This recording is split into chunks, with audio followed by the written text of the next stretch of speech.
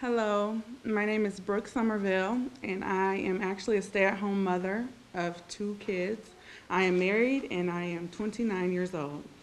And basically, today I'm just going to share with you guys a personal story, and I would like to also share that with Congressman Schock.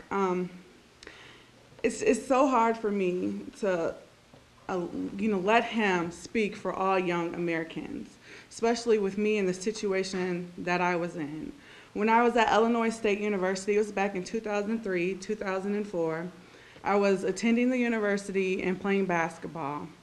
And I woke up one morning and I was very sick, very ill, but I still went to basketball. I went to my classes, and one of my teachers was like, "You need to go to, our health, the healthcare center there at Illinois State." And I said, "I think I can make it through class, and she was like, "No, I really want you to go." So I went and I saw one of the doctors there, and my temperature was like 102. And we wake up every morning for our preconditioning, which was like 6 in the morning. And then we go right on to class, my class started at 8 o'clock. So I left the class, went to the healthcare center, and when I saw the doctor, there's no way you should be up, there's no way you should be, participating in basketball right now. I want you to go home and rest. And he was like, "It's so important that I am going to call your coach right now and let her know that you will not be returning." So I went home and rested. I think I tried to call my mom and let her know, but she was busy. I went home and I rested in my apartment, and when I woke up, I noticed that I couldn't see out of my left eye and that I was numb on the whole left side of my body. I was like, I don't know what to do. I don't know. I'm not going to go back there. I just wanted to go home and be where my parents were. So with the blurred vision in my eye and my whole left side numb, I drove from Bloomington Normal all the way back to Peoria. I got there, my mom was waiting outside in the driveway for me. I'll never forget it. And she was like, "What's wrong?" And I said, "I don't know. I can't feel my left side." She was like, "You drove home like this, Brooke?" And I'm like, "Yeah, I just wanted to get to you guys." So she goes, "Well, we're just going to go to prompt care." We went to prompt care, right on Glen, actually, and they checked me over. And the first thing they said is, "Oh my God, we cannot treat you here. We seriously believe that you've had a stroke." So I'm looking, and me and my mom are looking at each other, and they're like, "A stroke at her young age?" So they made sure that we got rushed to the hospital where they ran tests. I went through CAT scan after CAT scan. I had 5 spinal taps, and they diagnosed me with MS, multiple sclerosis. So me and my mom heard the news in the doctor's office, and we were very discouraged. My mom really, really, really broke down.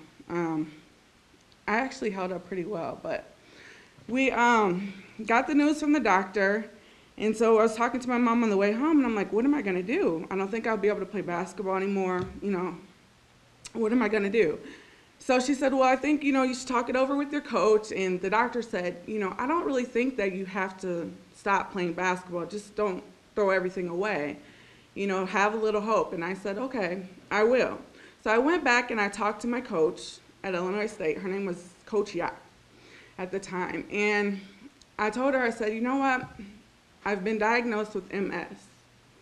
I don't know where it's going to take me. I don't know if I'm going to have to stop playing basketball or if I could try to play, what it is." And she looked at me and she goes, "Brooke, you went to how many doctors?"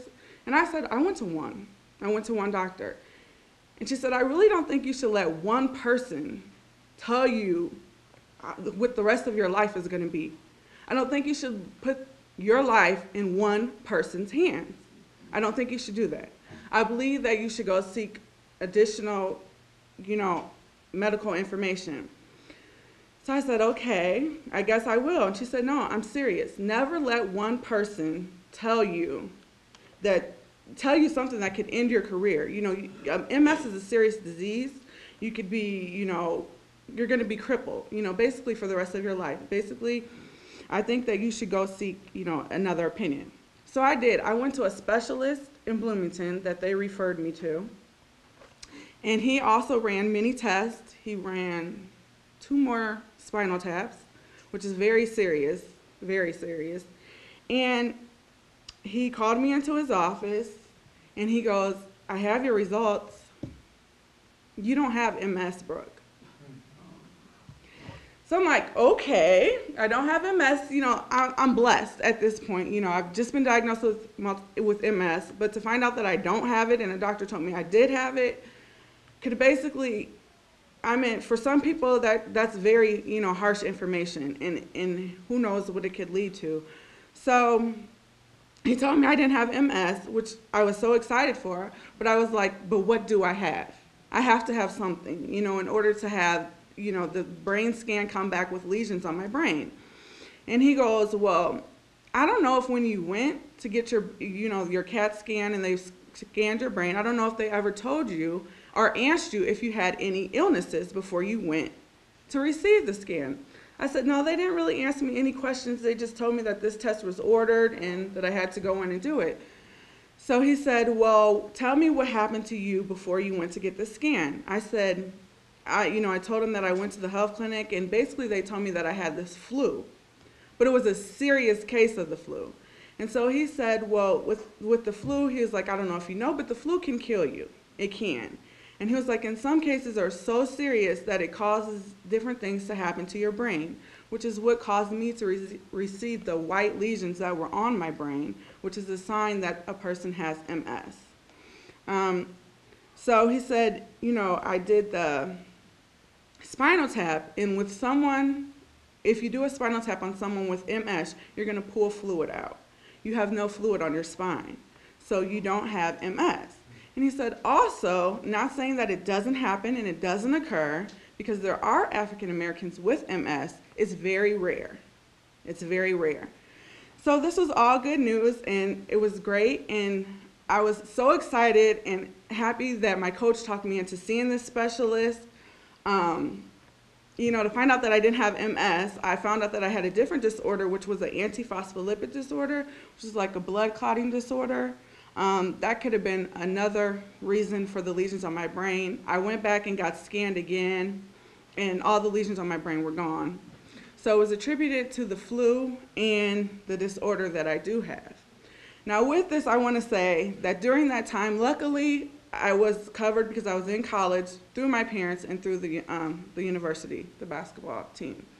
But now that I am 29, married, and with 2 kids, I am not covered, because the simple fact is, because of this situation that occurred in my life, me being diagnosed with this MS, I cannot get this off of my medical record. So me and my husband have tried millions and millions of times with these insurance companies to get some sort of plan to cover us, but they won't because of a pre-existing condition, which I don't have. So basically, I want to say to Congressman Schock that you do not speak for all young Americans.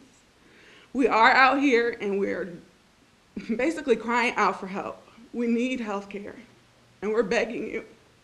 And we're also begging you to please support this health care reform and the public option, and for you to please have a press conference with us where we can speak to you and tell you our problems, and then you can judge what all the young Americans want after this conference. Thank you.